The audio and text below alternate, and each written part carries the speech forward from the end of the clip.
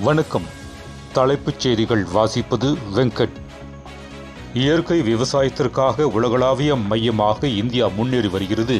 கோவையில் இயற்கை விவசாயிகள் மாநாட்டில் பிரதமர் மோடி பேச்சு.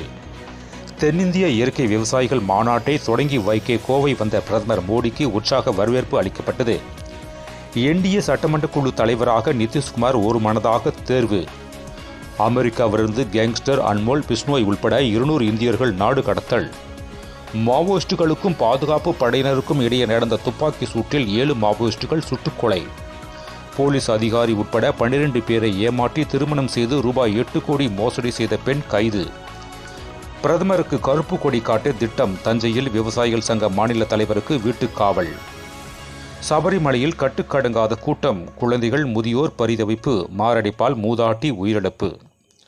கோவை மதுரை மெட்ரோ ரயில் திட்டத்தை நிராகரித்தது பாஜகவின் பழிவாங்கும் போக்கு. முதல்வர் மு க ஸ்டாலின் கடும் விமர்சனம்.